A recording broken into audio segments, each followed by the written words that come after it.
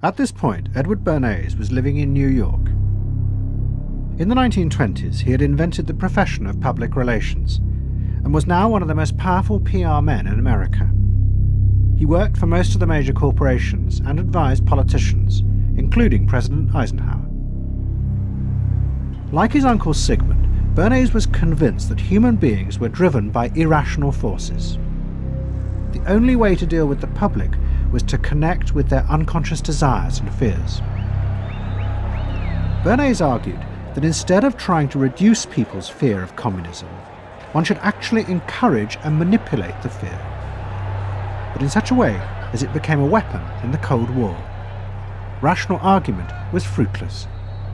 What my father understood about groups is that they are manipulable, they're malleable, and that you can tap into their deepest desires or their deepest fears and use that to your own purposes.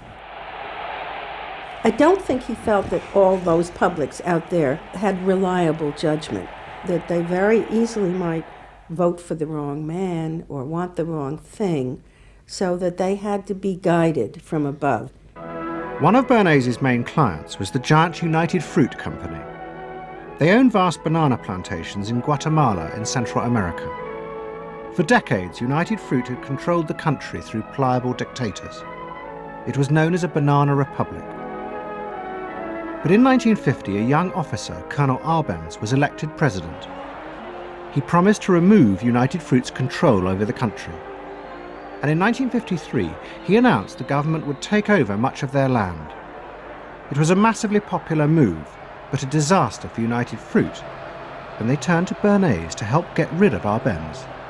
United Fruit brings in Bernays, and he basically understood that what United Fruit Company had to do was change this from being a popularly elected government that was doing some things that were good for the people there into this being very close to the American shore, a threat to American democracy, that it being at a time in the Cold War when Americans responded to issues of the Red Scare and what communism might do, he was trying to transform this and brilliantly did transform it into an issue of a communist threat very close to our shores, taking United Fruit again as a commercial client out of the picture and making it look like a question of American democracy, American values being threatened. In reality, Arbenz was a democratic socialist with no links to Moscow. But Bernays set out to turn him into a communist threat to America. He organized a trip to Guatemala for influential American journalists. Few of them knew anything about the country or its politics.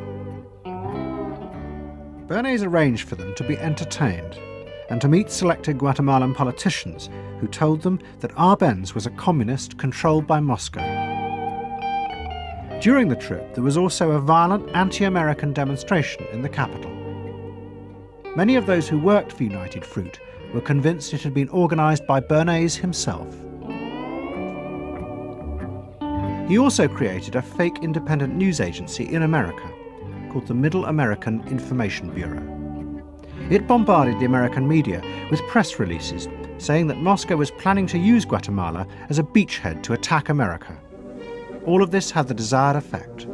In Guatemala, the Jacob Arbenz regime became increasingly communistic after its inauguration in 1951. Communists in the Congress and high governmental positions controlled major committees, labor and farm groups, and propaganda facilities. They agitated and led in demonstrations against neighboring countries and the United States. What was profoundly new in terms of what Bernays did is he took this menace to our backyard in Guatemala. For the first time, we saw Reds a couple hundred miles from New Orleans who Eddie Bernays had us believing were a true threat to us, that it was going to be a Soviet outpost in our backyard. But what Bernays was doing was not just trying to blacken the Arbenz regime. He was part of a secret plot. President Eisenhower had agreed that America should topple the Arbenz government, but secretly.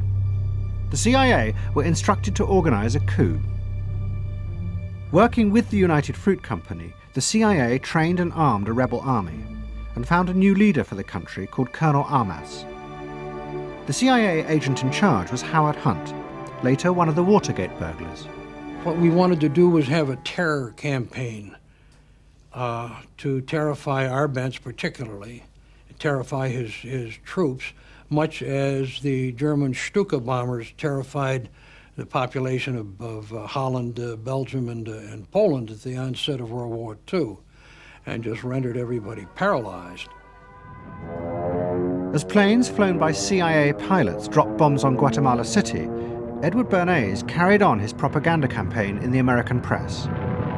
He was preparing the American population to see this as the liberation of Guatemala by freedom fighters for democracy. He totally understood that the coup would happen when the public and the press, when conditions in the public and the press allowed for a coup to happen, and he created those conditions. He was totally savvy in terms of just what he was helping create there in terms of this overthrow. But ultimately he was reshaping reality, reshaping public opinion in a way that's undemocratic and manipulative. On June the 27th, 1954, Colonel Arbenz fled the country, and Armas arrived as the new leader.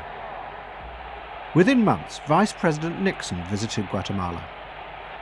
In an event staged by United Fruit's PR department, he was shown piles of Marxist literature that had been found, it was said, in the presidential palace.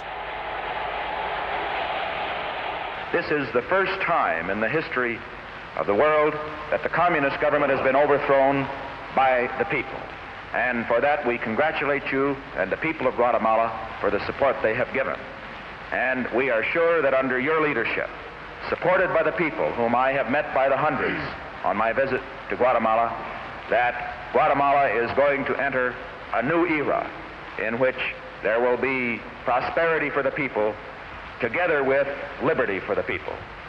Thank you very much for allowing us to see this exhibit of communism in Guatemala. You're welcome. And for dinner, see what Mother has for dessert. Banana gingerbread shortcake. Just another of the many tempting ways in which this nutritious fruit can be prepared. So now that you've seen where bananas come from before they reach your table, our journey to Banana Land is ended.